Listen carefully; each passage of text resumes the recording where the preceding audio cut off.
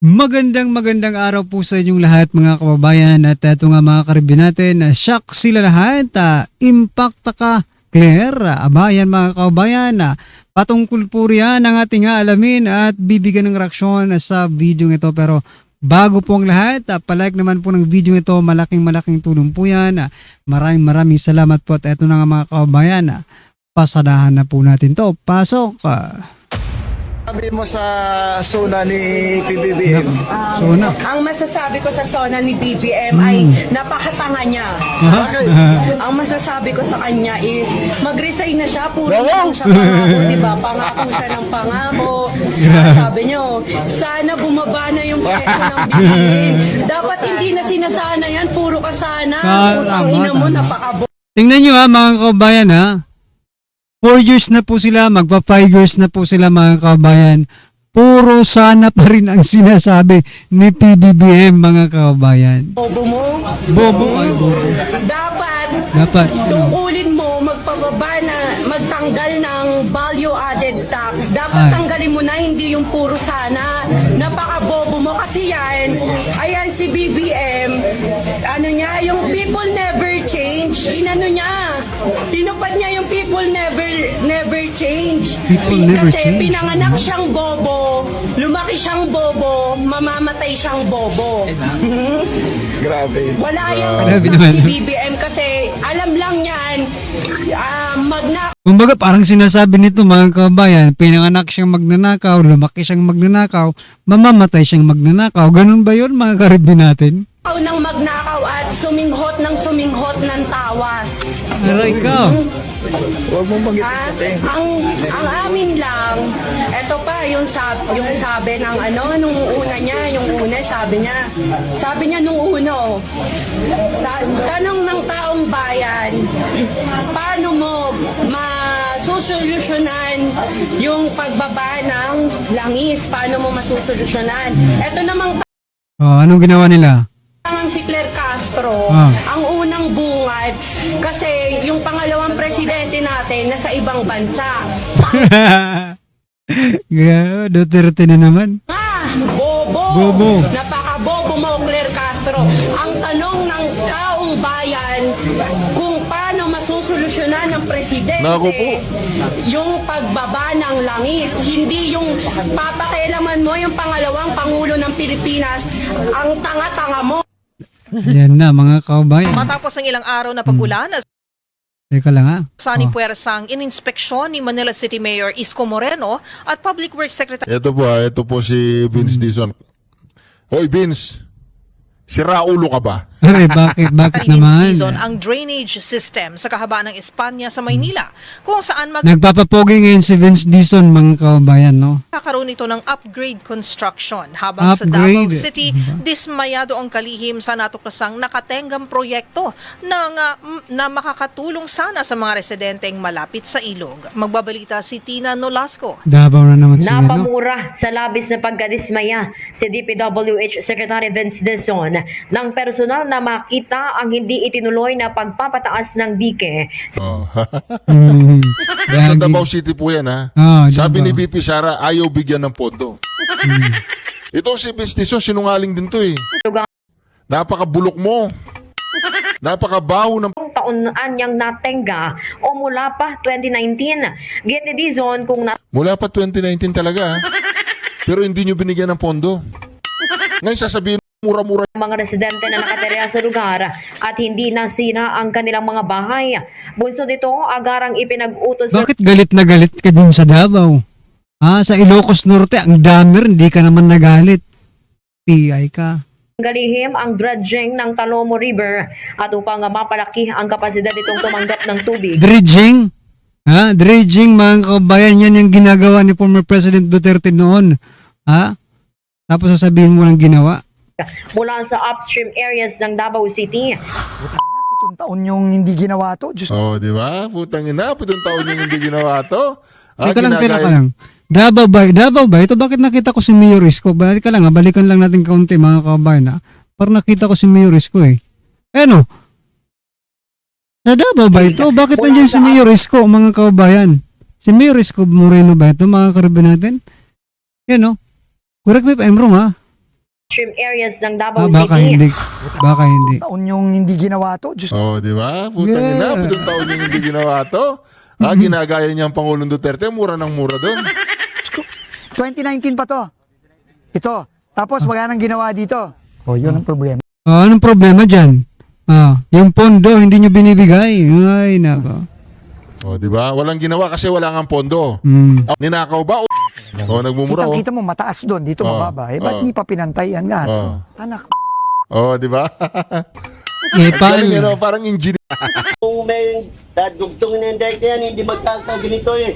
Totoo yan, kung di ninakaw yung pera. Oh, ninakaw ulit siya. May conclusion agad ha. May conclusion agad si Vince Dizon pagdating sa Davao. Ninakaw yung pera. Eh wala nga yatang pera eh. May binigay yung, di ba? Para dyan.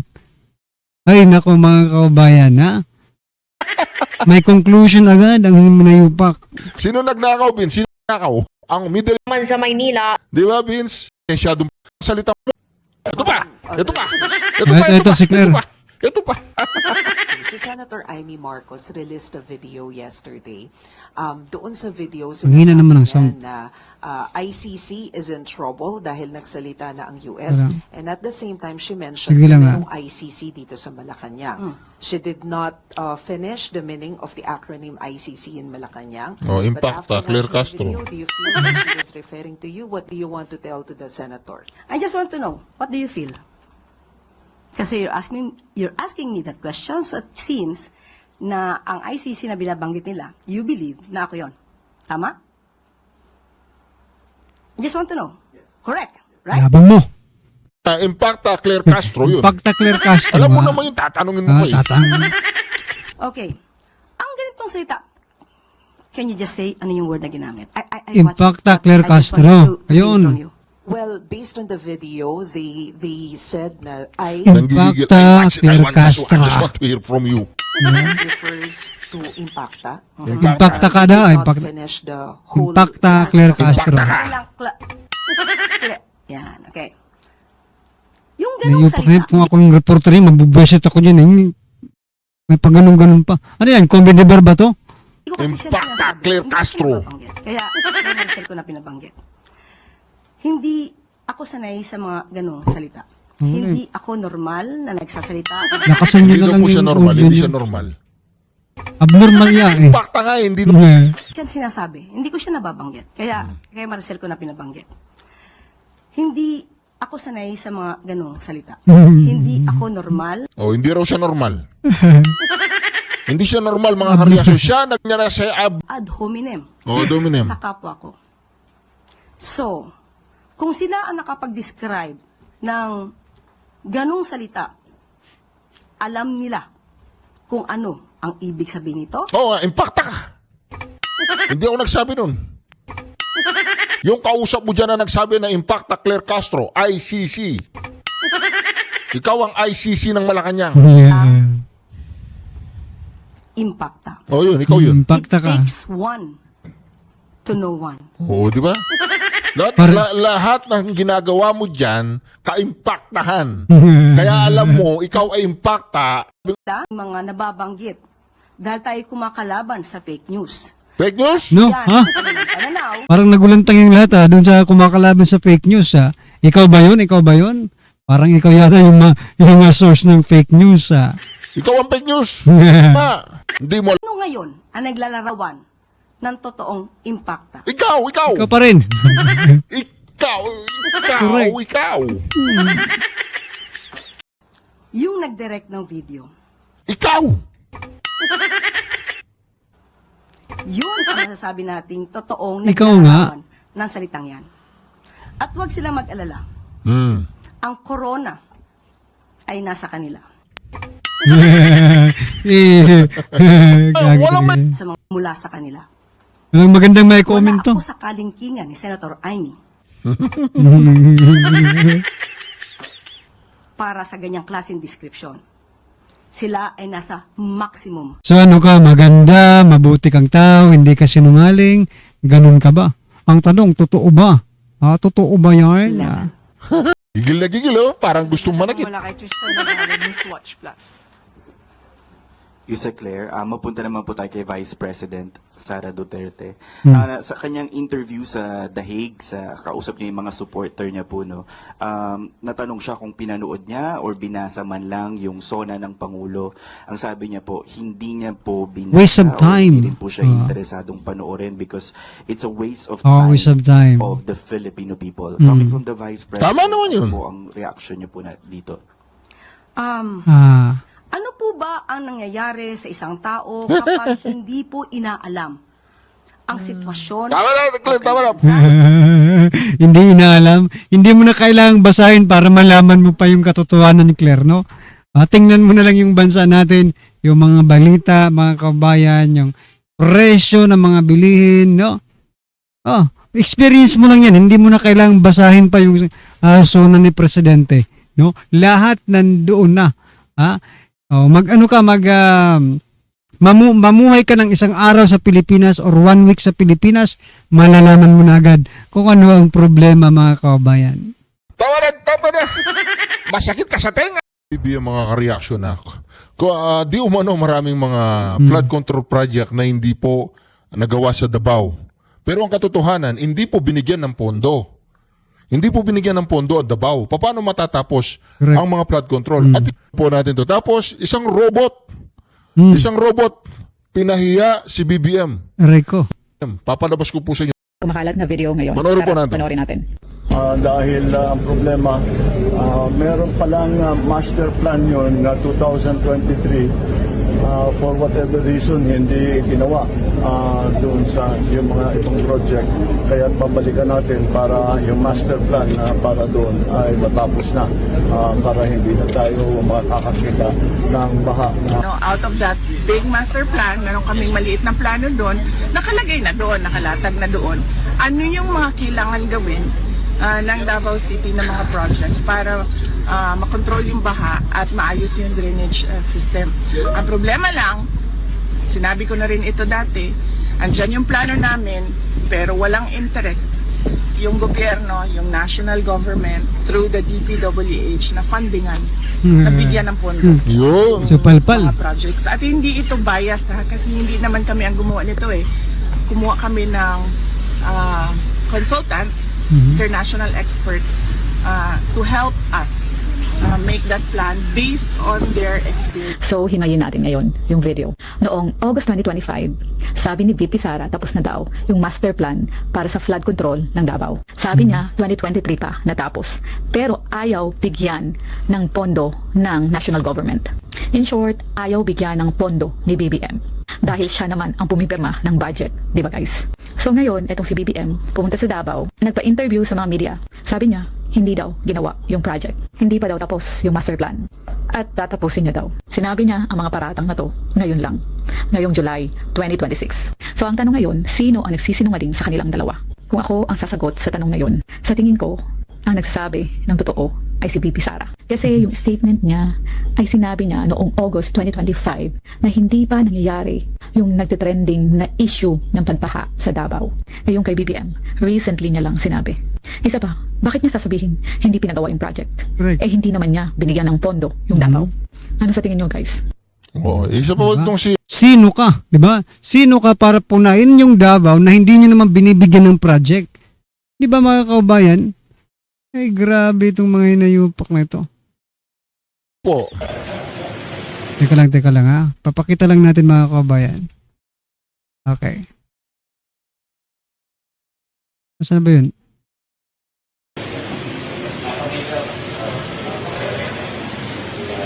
Napahiya po si Bongbong Marcos dyan. Nakikipag-shake hands siya sa robot ng Pax Silica. Tingnan po niyo kung gagawin ng robot. Nagmamagaling ang Ayaw. Ayaw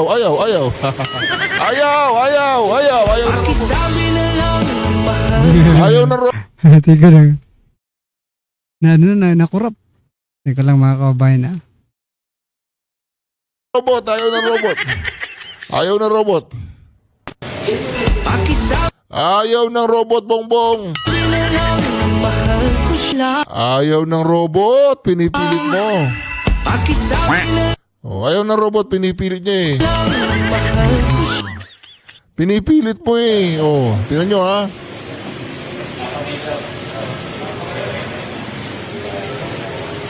Ayaw ng robot mo pipilitin, Bongbong. Nakakaya ka. Ano eh. Oh. Ulitin natin. Oh. Ayaw. Ayaw yata sa naditik yata ang magnanakaw eh. Ah, naditik yata ang magnanakaw. Yung mga magnanakaw hindi kinakamayan yan eh. Ayaw ng robot. Ayaw ng robot. At tinanong, magnanakaw ka po ba, sir? Dahil sabi nung opo. Di ba? Ay, ayaw po niyan sa magnanakaw eh. Ng robot, Bongbong. Ayaw ng robot. Pinipilit.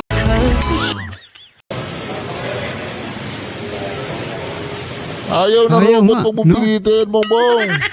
Nadiditik na magnanakaw eh. Panfilo Lacson at sa kanyang mga bagong allegation. Having said that, tamang-tama naman kasi dahil meron na talaga akong mga i-report sa inyo. So, 3 pag-uusapan natin ngayon. Maganda to. Yung kung ano yung similarity sa SONA kontra SONA. Alright, Reaction TV page nagbabalik. Reaction. Usapan. Umihingi na po dito mga ka-reaction. Alright. Ang naglalabas ng ganyang kalaking pera. Ito po yata yung pinakatangang senador. Akala nyo pinakabobo si Lito Lapid o pinakatanga si Lito Lapid? Palagay ko ito yung pinaka...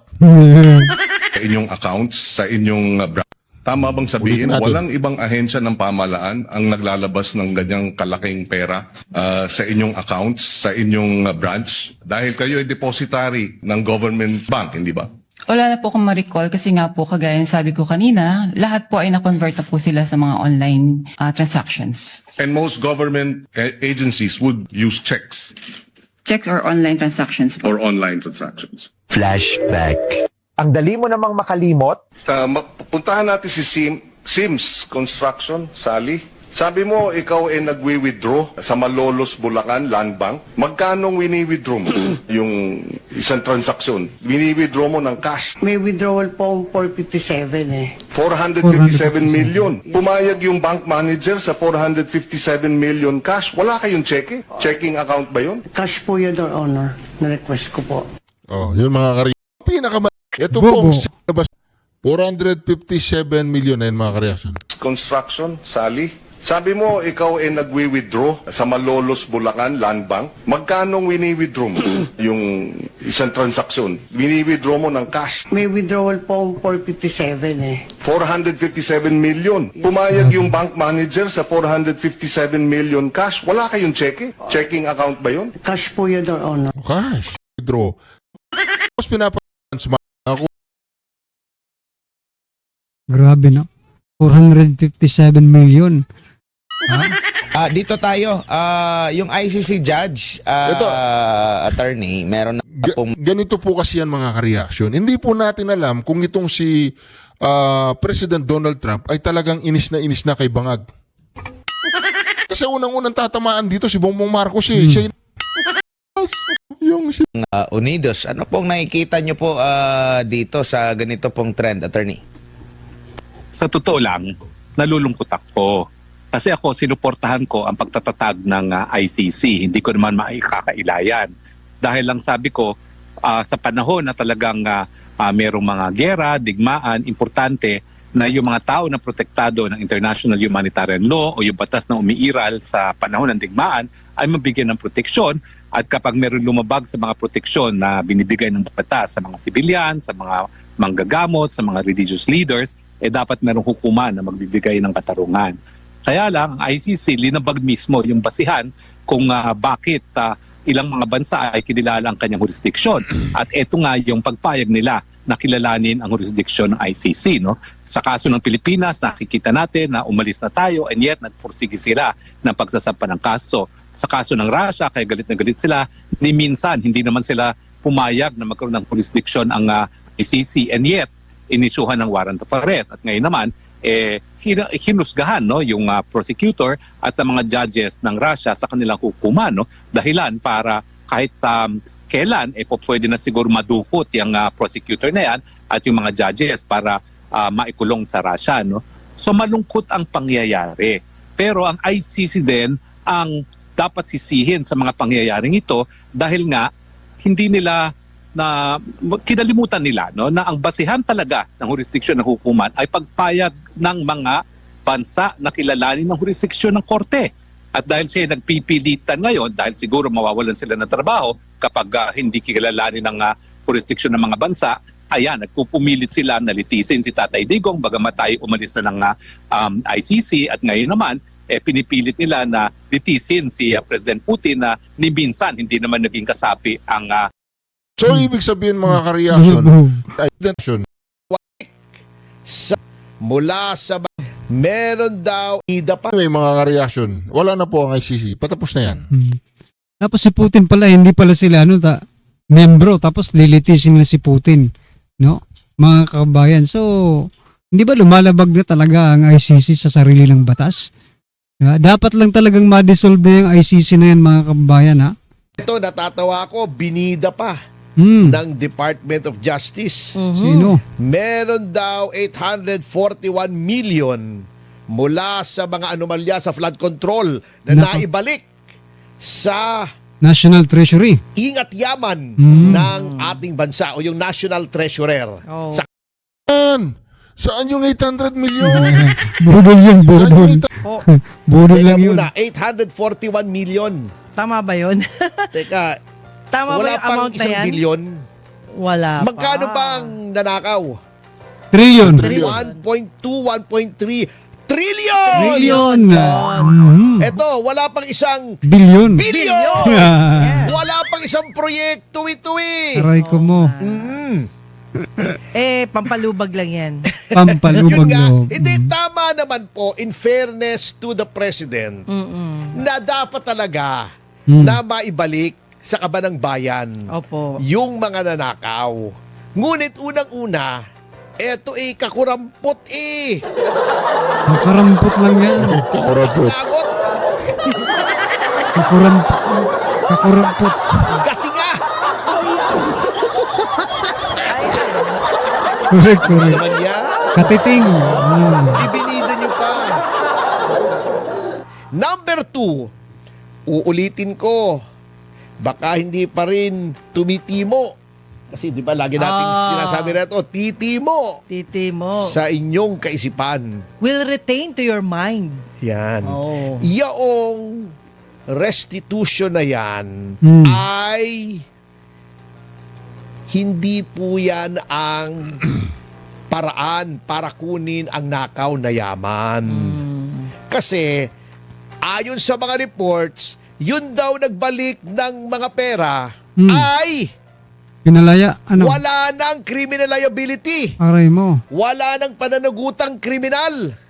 Ay, Sa grabe. kakukurampot na pera. That's unfair. Ote. Ote ha? Ote. Opo. Ote. Unfair yan, attorney. Unfair. Sabi ng mga netizen. Ito ang mga nagbalik ng pera daw. Henry Alcantara. Tingnan mo kung magkano. 181,379,500. Nako. Nagkakalokohan na po mga ka-reaction. Nagkakalokohan na dito. Gerard Opilencia. 140 million and 2,000. Puro mga tauhan nila to, mga kababayan, no? 2,000 pa. Hindi, ano yan? Butal! Sukli. Sukli. 2,000. Hindi na lang. Yung tip. Pinahabo. At Roberto Bernardo. 500 million pesos. Ang ginawa mo na 450 million muna plus 50 million. So 2 gives. 2 gives Two yan. gives. Okay, plus kasi. Yan ay ang naibalik sa bilyon-bilyon na nawala sa ating pamahalaan. Yun. At number 2, yan po ay pag-amin na nagnakaw sila. Okay, what is wrong with the picture? Okay, unang-una, hindi ba against public policy na kapag nanakaw ka at nahuli ka, ibalik mo na lang yung pera? Assuming ito na ang lahat ng ninakaw nila. Kasi may 2,000 eh. Butal. Natatawa talaga ako. Etong isa ka, may butal eh. 181,000,000 Pamasahe siguro yan. 379,000. Grabe na. 500. Tapos may 500 pa. 500. Ano ba yan? Parang bill sa restaurant, ano? Hindi sir, panggasolina yung sobra. Ayan. Oh. Okay. Tama ba? Halimbawa ako na, para ako na lang example, baka may ubalman na naman diyang mga balat sibuyas eh. Ako, nagnakaw ako sa pamahalaan ng 1,000,000. Hoy! Huli ka! Nagnanakaw ako ng 1,000,000. Ay, sige boss, eto na, 1,000,000. Sorry ha. Okay, absuelto ka na. Okay. Ganun lang. Ganun lang yung kasimple. Paano kung di ako nahuli? Eh di absuelto. Ha? Happy party kung di ka nahuli. Alam nyo, Kawawa tayo dyan. etong mga ganong style, ini-encourage mo na magnakaw sa gobyerno. Bakit? Correct. Eh baka makalusot eh. Pwede ilusot na. Di ba? Pag hindi nakalusot, restitution, no? O magsauli ka lang ng ilang porsyento ng ninakaw mo, pwede ka na ulit magnakaw sa susunod na taon or kailan ka ulit maitatalaga, di ba? O, tama talaga itong si Toronto Pasio. This action is encouragement. Hindi po ito pagsupil sa mga magnanakaw sa ating kaban. Kung dito po ay nag-i-encourage na sige magnakaw pa kayo, basta bigyan nyo ako. Parang ganun ang nangyayari. Di ba? Hindi kayo makukulong, mag-restitute lang kayo. Kaya nga, ito yung pinaka-ano ni Senator Marcoleta eh, no? Pinaka-aayawan na restitution. Di ba? Naiintindihan na po ba natin ngayon, mga kababayan, yung context ng pagsasauli ng pera? Ha? O magsasauli sila ng pera, pero ang kapalit naman ay kalayaan nila. Hindi lahat ng ninakaw nila ay maisasauli. Kung di ilang porsyento lang. Meron pa rin sila. May kita pa rin kumbaga. Kung sa negosyo, may kita pa rin sila. Mga hinayupak na yan. Anyway, ano po ang inyong masasabi dyan mga kababayan? Just comment down below at syempre huwag pong kalimutang i-like ang video ito. Malaking tulong po yan. Maraming salamat po.